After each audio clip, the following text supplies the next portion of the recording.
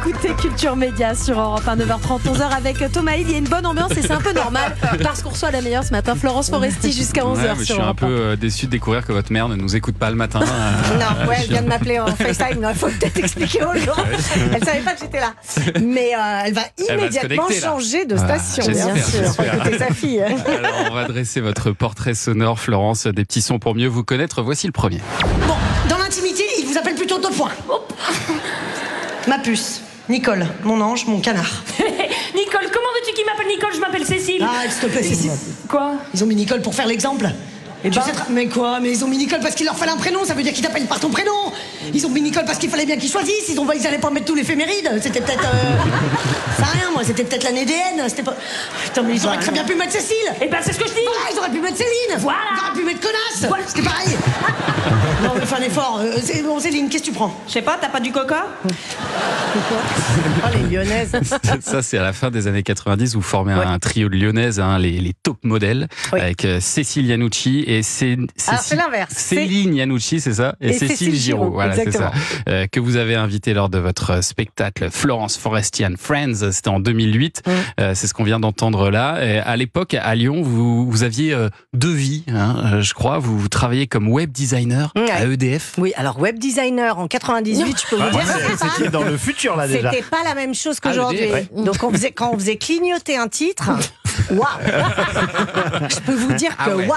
Ah ouais. Alors, en plus, il y avait une ombre portée. Alors là, c'était ça prenait optimisé des pour heures Club de Internet. code. Ouais, en fait, je tapais du code pour faire des jolis sites web. C'était les premiers sites web, c'était ridicule. On avait 256 couleurs sur notre palette.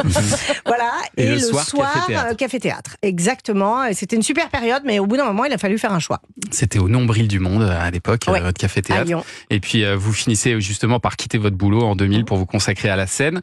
Et vous partez en solo à Paris. C'était un gros saut dans le vide, ça, j'imagine. Ouais. Oui, non, je suis pas partie à Paris. Ça s'est pas passé comme ça. C'est-à-dire que j'ai quitté le trio pour partir en solo. Déjà, ça, c'était un saut dans le vide. Ça a été un déchirement déjà. parce Lyon, que. d'abord. À Lyon d'abord. C'était un déchirement parce que je les adore. C'est 2 nanas que j'adore et on a passé des moments extraordinaires. Mais je sais pas, il y avait quelque chose qui me poussait à aller seule sur scène et contre toute votre volonté. Enfin, c'est horrible parce que vraiment. Foncièrement, j'étais hyper heureuse avec mes copines, quoi. Et ça marchait beaucoup plus.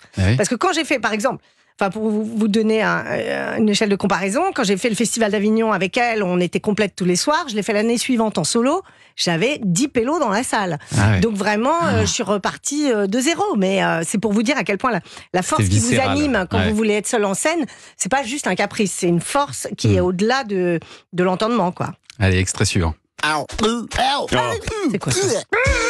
Ah, Burger Quiz. Vous reconnaissez le générique, bien sûr, de Burger Quiz. Parce qu'en fait, votre toute première télé, en 2001, c'était pas en tant qu'humoriste, mais comme candidate de ce jeu Burger Quiz.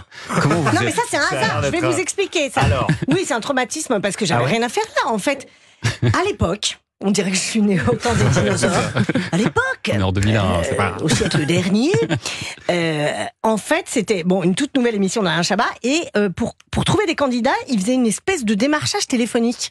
Oui, c'est vieux, je sais pas, c'était en 2001. Non, mais alors quand t'avais un candidat, quand t'avais quelqu'un, il conseillait 5 personnes, qui conseillait 5 personnes, qui conseillait 5 personnes. C'était un espèce de système pyramidal. C'est tombé sur moi. Je sais pas quoi. D'ailleurs, j'ai failli pas le faire parce qu'ils ont appris que j'étais apprentie comédienne. Donc, ils ont dit non, on prend pas des comédiennes. Après, ils ont dit mais on vous veut quand même. Enfin, j'ai rien compris ce qui m'arrivait. Je l'ai fait. J'ai rien compris ce qui m'est arrivé. Crise d'angoisse. Ouais, crise d'angoisse. Mais qu'est-ce que je fous là? Mais bon, voilà, c'est arrivé. Et puis, on a quand même gagné 1000 francs, je crois. À l'époque, le petit burger de la mort qui était 1000 francs, je crois. Pas mal. Ou 500 francs, je sais plus. C'était ça ou la grosse bagnole là. Ouais, c'est ça. Grosse bagnole moche. Non, mais j'ai eu un stress infini parce que je me sentais pas à ma place, j'étais pas du tout à ma place. Et puis après, vous commencez votre carrière à la télé dans 20h dispétante d'abord avec Stéphane Bern. Et puis vous êtes engagé dans l'émission de Laurent Ruquier. On a tout essayé, vous rejoignez sa bande en 2004 avec une galerie de personnages que vous jouez 2 fois par semaine. Ça a vraiment lancé votre carrière. C'est là que vous avez rencontré Franck Dubosc aussi, qui vous a filé un coup de main pour votre spectacle. Et puis vous ferez aussi des sketchs mémorables dont On n'est pas couché le samedi soir. Ça cartonnait, mais alors j'ai appris que là aussi il y avait un stress pas possible et que souvent vous sortiez pas du tout contente de vos prestations. Est-ce que c'est vrai ça? Non, c'est pas vrai. Vous disiez à Catherine Barma, ah non, j'ai été nulle.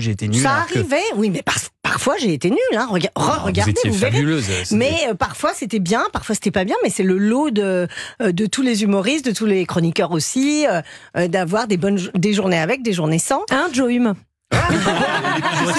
J'ai pas encore fait ma chronique, Elisa. Bah justement, c'est pour ça que je dis ça. Mais je trouve ça assez touchant de montrer à quel point vous êtes exigeante avec vous-même quand même, parce que c'est des sketchs qui restent un peu cultes et pour vous c'était pas ouf quoi. Bah, on avait envie que ce soit, enfin, vous voyez, comme dans tous les métiers, on a envie que ce soit le mieux possible. Et parfois, c'était pas ouf, en effet.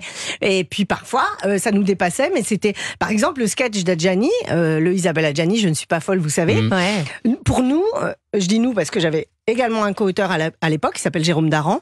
Et on n'était pas super contents de ce sketch. Hein. On n'avait pas grand-chose à dire. En fait, on était emmerdés parce que on n'avait pas envie de la parodier à Adjani parce qu'on l'aimait beaucoup et on n'avait pas envie d'aller dans les poncifs dans lesquels on était déjà allé. Alors donc on avait cherché des idées et pour nous c'était un sketch un peu moyen. Et en fait, on a été dépassé par le succès de ce sketch qui tenait beaucoup à sa folie, à sa non-structure, à son interprétation. Voilà, donc parfois, on ne mesure pas l'impact que va avoir un sketch positif ou négatif. Allez, dans un instant, on va parler de sport avec Sacha Nokovic. On parle de quoi ce matin ? Un documentaire sur l'e-sport qui va nous mettre un petit coup de vue à tous.